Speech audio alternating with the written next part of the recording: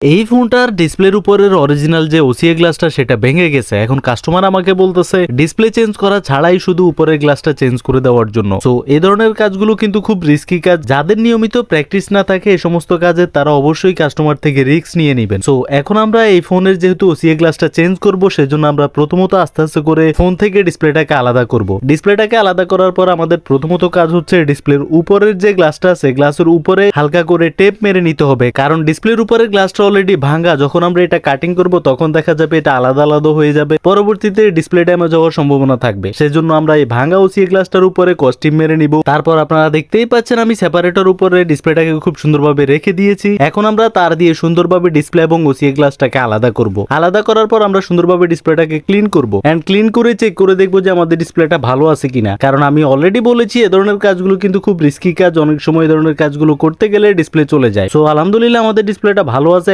এখন আমরা এই নতুন ওসিএ গ্লাসটা খুব সুন্দরভাবে এই ডিসপ্লেটাতে অ্যাটাচ করে দিব। আপনারা দেখতেই পাচ্ছেন আমি খুব সুন্দরভাবে অ্যাটাচ করে দিয়েছি। এখন আমি ওসিএ মেশিন দিয়ে ডিসপ্লের ভিতরে যে বাবলগুলো আছে সেগুলো রিমুভ করে দিব এন্ড রিমুভ করার পর এখন আমরা ডিসপ্লেটাকে সুন্দর মতো আগের মতো করে ফ্রেমের মধ্যে ফিটিং করব এন্ড তারপরে আমরা ফোনটাকে আগের মতো করে ফিটিং করে চালু করে দেখবো যে আমাদের ডিসপ্লেটা অ্যাকুরেটলি আছে কিনা, টাচটা অ্যাকুরেটলি কাজ করতেছে কিনা, সবকিছু চেক করব। আপনারা দেখতেই পাচ্ছেন আমি ফোনটা চালু করেছি এবং চালু করার পর আমাদের ডিসপ্লেটা কিন্তু অ্যাকুরেটলি চলে আসছে এবং টাচটাও অ্যাকুরেটলি কাজ করতেছে। এখন ডিসপ্লের উপরে কোনো ভাঙা দেখা যাচ্ছে না, ফোনটাকেও দেখতে অনেকটা সুন্দর লাগতেছে।